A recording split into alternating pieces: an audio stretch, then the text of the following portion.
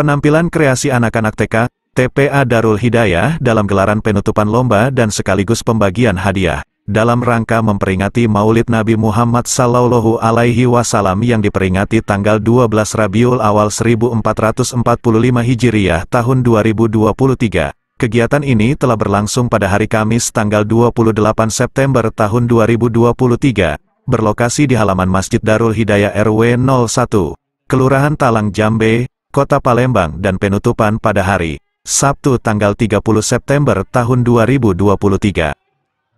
Kegiatannya alhamdulillah di dalam peringatan Maulid Nabi pada saat ini tepat tahun ini 12 Rabiul Awal 1445 Hijriah. Alhamdulillah sudah dilaksanakan mulai hari Kamis yang diadakan dengan berbagai macam perlombaan, dari mulai perlombaan hafalan surat pendek, hafalan surat harian, cerdas cermat, busana muslim, juga acara-acara lomba adzan, ceramah, dan yang lain-lain.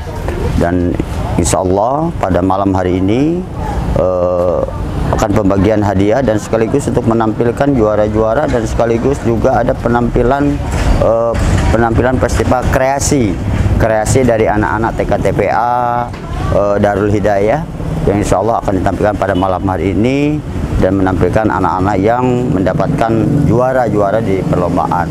Yang harapannya mudah-mudahan dengan peringatan Maulid Nabi pada tahun ini bisa berlangsung berlanjut sampai ke tahun-tahun yang akan datang, dan setiap di hari-hari besar dengan menyelenggarakan seperti ini untuk mencetak generasi-generasi yang akan datang mencintai kepada Rasulnya, mencintai kepada Nabinya, jadi sehingga tertanam di dalam dirinya pelajaran yang berharga bagi mereka. Mudah-mudahan Islam tetap jaya dengan segala kegiatan. Mungkin ini sarana dakwah untuk mengingatkan siapapun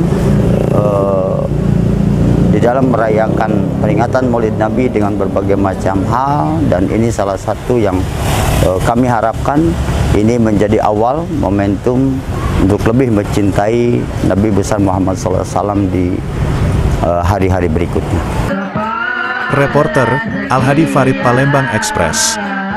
Tekan subscribe, nyalakan lonceng notifikasinya, dan ikutin media sosial Palpres lainnya.